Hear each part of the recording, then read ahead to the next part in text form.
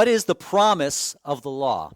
Well, Leviticus 18, verse 4 says this, and this is repeated many times throughout the Old Testament, and actually also mentioned many times in the New Testament. But here is that key verse, Leviticus 18, verse 4.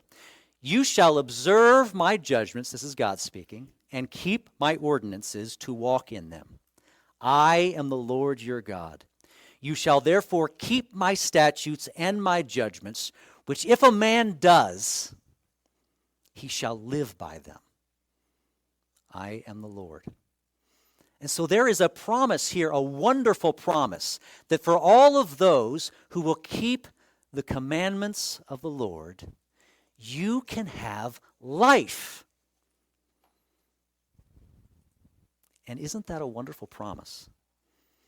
That the law will give to us life. But there's a condition. If you obey the commandment, if you keep it, if you do the commandments. Paul points to his discovery of the two-edged sword of the law when he says this. This is in Romans 7. He's talking about his own problem that he's had in his life with sinfulness.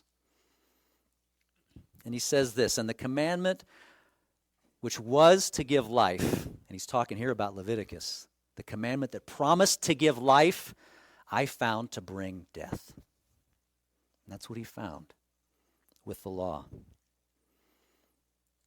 And he explains why. If we go back to Romans chapter 2, he's talking about the law that was given to Israel and the mistake that Israel made when it came to the law. He says this in Romans 2:13.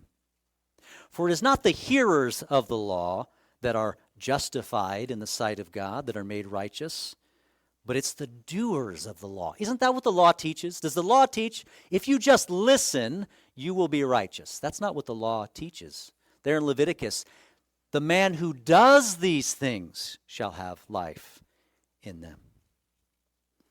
But maybe if you become a teacher of the law, if you become a teacher of the law, will that give you life? Well, through our study of the book of Mark, there were many teachers of the law in Israel, right? We call them Pharisees, Sadducees. Did they have life?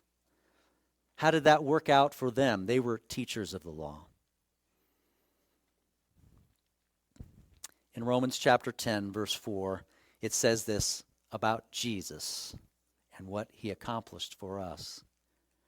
For Christ is the end of the law for righteousness to everyone who believes. For Moses writes about the righteousness which is of the law. The man who does these things shall live by them. Again, pointing back to that passage in Leviticus. Paul also says in Galatians chapter 3, verse 10, for as many as are of the works of the law, and we could also fill in there,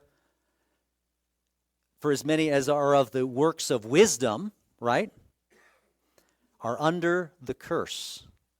For it is written, cursed is everyone who does not continue in all the things which are written in the book of the law, or the book of Proverbs, right?